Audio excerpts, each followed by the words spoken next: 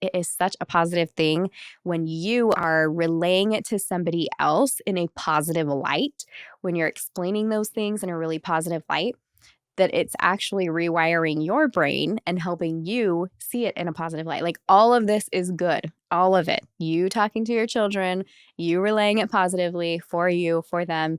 It's so good. Welcome back, you guys, and kind of welcome into 2025. I know we've dropped a couple episodes, but this is my first recording of this year. And that's exciting for a lot of reasons. Just start of a new year, getting to talk to all of you and all of the preparation I think that you guys are doing in being ready to be moms, or maybe you're here with me postpartum. But either way, new start, new year, very exciting. I am wearing a sweater in today's podcast. This is for all you moms out there that are living in the cold right now. So we're in Florida. We've been blessed. We have a cold snap, although today was like 70 something. So sorry if you are in cold, wintry weather right now. I must admit I'm kind of enjoying the Florida weather. And that's kind of how I grew up. So Southern California, we don't get snow. It was a sad couple of years of my life. Lots of snow. Anyways, if you are here with me for the first time, welcome, welcome. So excited to have you here. You can find tons of information at myessentialbirth.com and also at myessentialbirth on Instagram if you're looking just for a little deeper dive to kind of figure out what we're all about here. But the goal of this podcast, you guys, is always to make these topics easy, comfortable, and kind of answer all the questions that we get on the back end of things. We get a lot of emails, we get a lot of Instagrams that are like, hey, we have this question, or will you talk about this? And that is kind of where all this information comes from, or all these topics come from. Or I see stuff within our members group, Facebook group, and it's like, oh, like women are struggling with this, or I have questions about that, or I could detail or go into a little bit more in depth on this. And this one's no different. We have gotten a request talking about siblings and having them there for your birth. Not your siblings, but your child's siblings. So if this is second, third, fourth, whatever, or you're pregnant with your first, and this is a great conversation, stay right here. Because you will likely eventually have another baby, or maybe that's in your future. And this is one of those fun things that we get to discuss. So it's something that I feel like probably isn't discussed a lot, and I haven't covered it on here before, other than kind of in passing. And so I think it's actually a great topic for us to kind of chat about today. But when you're preparing, and you're getting ready for this birth, and you do have a child or several children that are thinking about being in the birth space, what can you do to prepare them? That's kind of what I want to dive into today. And that can look a little bit different depending on your location of birth, if you're planning on doing a home birth or a birth center or a hospital. So we're going to talk about that. But having siblings present can actually be a very special, remarkable, beautiful experience. And I will say, just to kind of start things off, that children are so much more in tune with the needs and the situation and the sacredness of the space than we give them credit for, than you think they might have, or be in tune with. So the births that I have been a part of, where siblings have been part of that birth story, they just get it. Now, sometimes they're very young, and that can be, it depends. It depends. Sometimes they can really be in tune, or sometimes they're just kind of distractible or distracted in general. And so they're kind of looking around for their next thing to do. And so giving them tasks and stuff can be really nice. But as they get a little bit older, they really do. They're good at reading the room, and they sit next to mommy and stroke her hair or touch her hand or say really inspired things kind of out of nowhere, or what feels like out of nowhere. And it's very special. So, and they're not generally scared by birth. There can be a situation where mommy's making noises and it makes them a little nervous. But for the most part, they're pretty good at just being calm and present and enjoying kind of the moment. So that is good for you to know. But I think it's really important that you understand, first and foremost, what's happening with your body. So if you've had a baby before, that's going to be a little bit different than if you haven't. And how you choose to give birth last time might dictate some of that. So if you had a hospital birth and you were medicated, or had an epidural, and you didn't really go through the throes of labor or anything like that, where you were feeling and working through a lot of things, and you plan to do that this time, then understanding the differences in those two and how to prepare your child for that is going to be important. If you chose to go medicated last time and had the epidural, well, and went through birth that way and you plan to do it again and want to have your child there, then you'll be able to kind of walk them through that. But either way, I think it's really helpful. Little kids are smart. They are tiny humans and they soak it all in and they can take it as you give it. So we don't have to sugarcoat things. You can really be clear with them that like baby's coming out of mommy's privates or vagina. You can be very, very clear. And that I might make some vocaling noises at this time, or this might happen. But if you understand what's going on with your body so that you can walk them through the process of what it might look like and what may occur, then that will be a way that you can kind of relay all that information to this little one. And maybe it's been a little while since you've given birth, and that's totally fine. You don't have to remember it perfectly. Really explaining the emotions and stuff behind it and the process is all part of it, because that's what we remember as people, not just the birthing mom. A lot of what is remembered, even by dads and doulas that are involved, was the feeling of everything. And that's even more so for mom. Now, obviously, if you're looking for information and you want to learn more, I'm going to tell you to dive into the My Essential Birth course, because that's where we lay it out flat for you, take you step by step, walk you through exactly how to prepare for, what to expect, how to work with your body, the entire process of birth, all the way through to the postpartum. And all of that information is going to be just awesome for you, but also stuff that you can relate to your little one. So if you're looking at that at all, head to myessentialbirth.com. We'll get you in there, and that'll be great. But remember that birth is a very natural experience, and all the things that happen during birth are also part of that natural experience. And that can include, like I had said, some noises, some moaning, movement, mom looking like she's in pain, or, just doing the hard work of labor. And so that's kind of something that you want to prepare your child or children for as much as you can, as much as their age range will allow them to be prepared for that. And then the other thing that you want to do is make sure that your birth partner is involved in these conversations and the preparation, and he understands his role in helping your child or children throughout and also supporting you. And so that means that you guys want to make sure that you have some other support there too. I never recommend that it's just mom and dad and children, unless that is your option and you're happy with that, and that's what you're going to be comfortable with. That's totally fine. As long as mom is good with that too. As long as you are good with that, that's fine. But making sure that you have the support that you need, especially from dad, is really important, and I think needs to come number one. Because when it comes down to it and you're going through that hard phase of labor, or just all the emotions and everything that comes up during labor, you need to make sure that you have your support in place. So whether that's a doula, or your mom is going to come, or a sibling or somebody that can come, talk to them and then figure out the roles. If you know that your child or children are going to be better with daddy, like he's going to have to be the one to like coax them this way, or tell them to do this, or take them upstairs, that they're not going to respond as well to somebody else, and you're both comfortable with that, then make sure that you talk about that and have that ready to go before.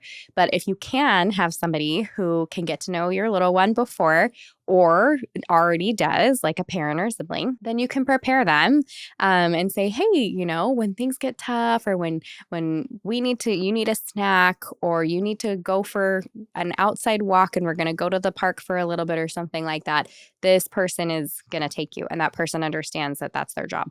So I've been in both places where it's like I am there as the doula and my entire responsibility is mom, no matter what, and they have somebody there for kids, and dad is also working with me. And then there's the when there's hands all over and dad's got a good work on mom and somebody else is busy and the little one needs some attention, I've kind of stepped in there. But that conversation needs to happen prior to birth, because you don't want a mom expecting you to be somewhere. You don't want somebody expecting to be in your birth space in a certain situation and they're not, because it hasn't been discussed before. So remember to kind of have that conversation before all of that happens. I know people who have definitely used books or birth videos so that they can kind of walk their children through it, through the process of it. It is a really good idea to kind of vet any video that you're going to show, and that includes how mom handles it. You definitely probably want to show more of those peaceful things, but I would also include videos that show some like deep moaning, or where mom is kind of like just making some noises and moving around a little bit. And you can explain at that time with your child on your lap, like, this is normal and it's okay. Look, she's going to have a baby. All of that can help them to have the whole experience just feel a little bit more normal. And then they're not taken by surprise when it's the first time that they've seen it is when mom is giving birth.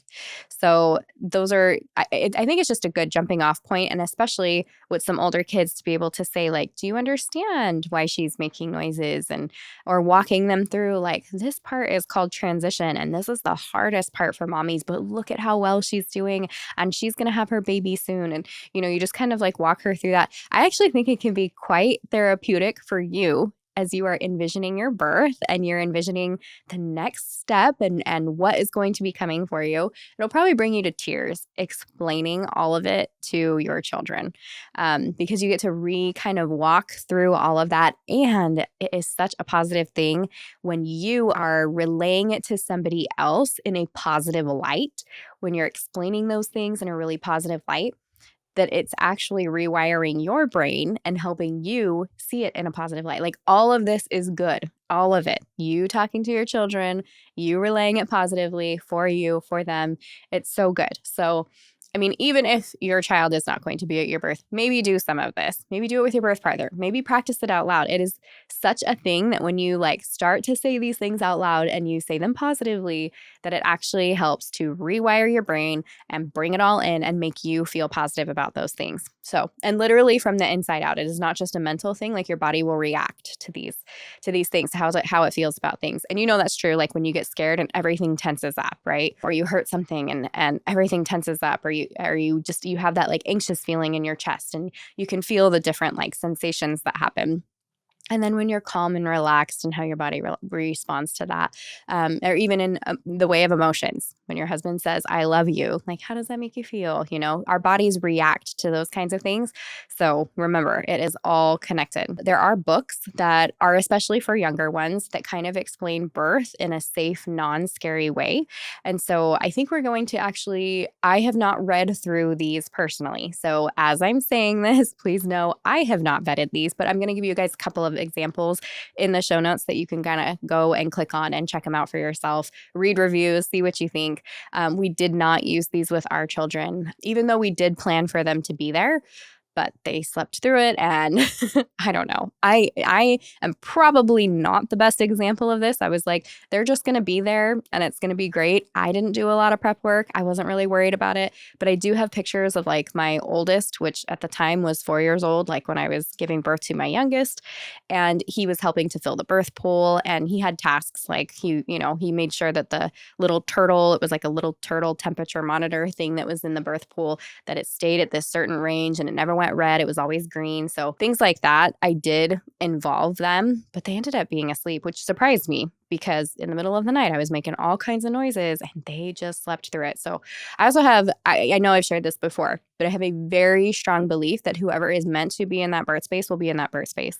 And so for whatever reason, they were not meant to be there, or it wasn't necessary for them to be there, or I needed to be able to focus my attention where I was focusing my attention. And that's the way it worked out. So that's okay too. Remember to be flexible. I know some moms wake the kids up and that's totally fine too. We did not. So you definitely have some different ways. But I think the main thing is just making sure that it's not a scary situation for them. Some other sensations that you might not be thinking about that you can experience that would be good to explain to baby would be good to explain to your other babies, would be, hey, there's a good chance that I could be nauseous or vomiting and I'm okay. It's all part of it. That's kind of reassuring them this is a normal part of birth, and making sure that whoever is there with you also understands the process of birth and isn't scared, or anxious themselves, because our children pick up on that. Absolutely. They're much more aware of those kinds of things. And so explaining to the caretaker too that these things can happen. And so when they do, you just say, "Isn't she doing so great? Look, that means baby's coming soon. Good job, mommy." And kind of reading the room there for the caretaker, like understanding like if she vomits, yes, like baby is good. The little one's good to go like put the hand on mommy and make her feel better. Or if that were me, I'd probably say like don't let them touch me if I'm vomiting and stuff. I'm probably not gonna feel good and it's gonna be distracting to me. So knowing that about yourself and then being able to relay that as well. Another thing that happens is there is blood and there is fluids. And so, especially if you were giving birth out of a birth tub, there it is a lot more intense looking because it is fresh blood and there's a lot of it. So that and just understanding it's very normal, mucuses and all this stuff. So showing some images of that or showing videos of that or just telling them, just so you know, mommy's going to have blood, but it's totally normal and it's part of the process and she's going to be okay. Other thing that I think is really, really helpful for them is to have tasks. So I kind of shared how my little guy was like helping with the hose and he made sure that the temperature was good, but we gave him little tasks to do. And at their age, that is perfect. They want to be helpful. They want to be involved until they don't and they get bored and then they head to the backyard or pick up their Legos or whatever it is. But if you can, make sure that you have some tasks to give that. And that can be as simple as like bring this cracker to mommy or bring this snack to mommy, make sure she has her water, hand her chapstick, just little things so that kids are going to get bored if they're just staring and watching and waiting for the majority of the time. So there are ways that you can get them involved. In my case, we were at home. It's like, yes, help fill the birth tub. That's going to take a little bit of time. So it gave them something to do. I know parents that are like, help fill the birth tub and then get in and swim. I am not that mom, but if that is you, the kids get all kinds of excited about that. So whatever works for you and your family, that is just great. So if you're thinking of some jobs that your child can do, I mentioned a couple of them with the birth pool and stuff, but they can rub mom's shoulders. They can totally be part of that process. They can help mom get sips of water. They can bring her chapstick. They can do any kind of massage or holding onto her hand or brushing her hair. They like to do that too. One that I think is really fun is to have them take pictures on a phone. Now, whether that's you give them your phone, especially if there is water involved, that's totally up to you. But those might be some of the most precious pictures you ever see, depending on the age of your children and how close they get to whatever. But even just seeing like, this is what they were seeing at this time during my birth or whatever, I think that can be really fun. And then having a couple of things for them to do, some little arts and crafts, some little snacks they put together. They can draw pictures of the birth if they love to color, anything like that, any like little kid fun tasks that they can do or be a part of during that time can be really, really great. The other thing is depending on your birthplace, and I know that I had talked about like, home birth, birth center, hospital, each of those locations are going to have maybe some different options for your children. The nice thing about being at home, and I'm speaking from experience, was when it was nighttime, they went up to their beds. So if they were going to come back down or they were awake or whatever, no big deal. They already had their cribs or their bed or whatever we had set up for them. And that was really, really nice. If you are at a birth center, maybe they have an area for little ones to kind of take a rest or anybody that's working with you to take a rest. And maybe they don't. It'll also depend, if there's more than one family there and maybe they have some policies regarding kids. And so you might want to ask that as well, because we don't want to be disruptive, obviously, to other people's births, but you also want to, have an option to have your children there. But there might be different policies, and it could even depend on how the birth center is laid out and how the rooms are laid out and all of that. And then the same would be for the hospital. Sometimes hospitals allow children to be there for the births of the baby, and it depends on the ages and stuff, and sometimes they don't. And often it can just be because of the birth space. They allow so many people in the space. For example, if it's you and your husband, and you want to bring your kids in a hospital setting, I would highly, highly recommend, obviously, that you would bring somebody else to help with the children, be able to take them out, cafeteria, whatever, take them home, whatever that is. And so that can just be a lot of people in the room, depending on the space of the room and depending on how the hospital feels about that. So that's something to think about as well. I know this is a big thought here to kind of, am I going to have my children in that birth space or not? Kind of that decision making that you're going to have to go through. And depending on the ages of your children, too. I think of it now. In fact, I was just talking to one of my assistants before we created this episode. And I was telling her if I were to get pregnant now, and knowing myself, I would be having a birth at home, I would definitely prep my older kids with some videos and I'd have them walk through the birth course with me. And then my husband and I would come up with certain tasks and stuff for even them to do. That way they can stay focused on what they're supposed to be doing and they will not be a distraction to me, especially as they get older and hanging out for a little bit. Their distractions might be a little bit different from a younger person's distractions, goofing around with each other, sword fighting, whatever comes up. Yes, I have a lot of boys in my home. But now we have the girls too. And I don't know. They're not much different in that regard. They just get after each other and tackle each other and all that stuff. So it can just be a little distracting. But I think naturally, my girls specifically would just fall into that mothering role of knowing that it's like time to be calm and chill and whatever. And I think some of my boys would do the same, especially as the birth gets going. I think once we hit that, like, mom's really in active stage and she's having to focus and I'm like closing my eyes and breathing through things, I think they would really just kind of come together and be part of it. And I think them being there for the birth would just be incredible. So I think I've shared this once before, but we were watching a birth video online. It wasn't intentional, but one of my assistants had messaged me and she goes, "You have to see this woman's giving birth online and it's live. And I've seen one of her births before. She's done this before and it was incredible." And so I ended up turning it on. And then my boys at the time were kind of over my shoulder and then we just got to watching it. And I mean, I even had to stop at the store for something and come back and make dinner. And they were like, wait, like, let me go with you. And my oldest at the time was actually commenting like, "You're doing such a good job," from my account or whatever, and like smiley faces and hearts and all of this. And I just thought it was the neatest thing. I don't know what I would have expected from them, but I don't think it was that. And not in a mean way. It just caught me by surprise in like the sweetest way. So we ended up watching that birth during dinner. And anyways, she ended up giving birth. I think it was while we were eating dinner or shortly after. And my oldest was just like, "That was so cool. She did such a good job." And I'm like, yes, she did. She did do a good job. And I love that you recognize that. And I told him, like, just you wait till your wife has a baby. But I actually think they would just be such an asset and so wonderful to have them be a part of all of that. And she actually had her older children, all of her children there when she gave birth. And I think she had like 6 or 7 that were in the room. It was quite a bit.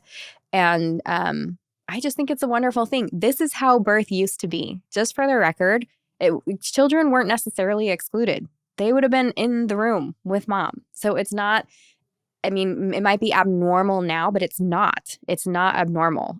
It is a wonderful, wonderful thing that we get to do. And I think bringing our children in, I mean, there's no better way. I look at my children now and I'm like, yes, I talk about birth and stuff all the time with all of you. I don't know that they necessarily hear all of that, although both of my boys, you guys, for these updates for the new course, they were the ones recording and helping me do all the audio and all that stuff. So they heard it all. But prior to that, this is, it was just a neat conversation to have. And I think, oh my gosh, like, you guys are so ahead of the game because you understand the process. You understand that it's normal. And now when your wives are going through this, you will be able to just hold their hand and trust the process with them. I mean, in some cases, they might be teaching them of things that they've never heard of before, which I just think is so neat. So it is totally a personal decision. There's not a right or wrong. It is what it is, whether you want to have your children there or not. You get to decide, and it's fine either way. I don't want you to feel bad or whatever if you choose one way or the other. That's not what it's about at all. But if you choose to have them in that space, I hope this episode has helped a little bit and given you just some ideas and ways to prepare them, but also some hope and inspiration that it is such a neat thing when you do choose to do that it will be a positive thing. Like, almost always, I think the only times you're going to see is like the little one that like they poop their pants and now they're crying, and like it's just they're just over there. They're not necessarily just part of that moment. But other than that, just children do really well. Children and animals. That might be another podcast for another day, but they do really well. So, anyways, you guys, happy 2025. I'm excited to be here with you. I'm excited for the interviews we have going this year, and I will see you next week.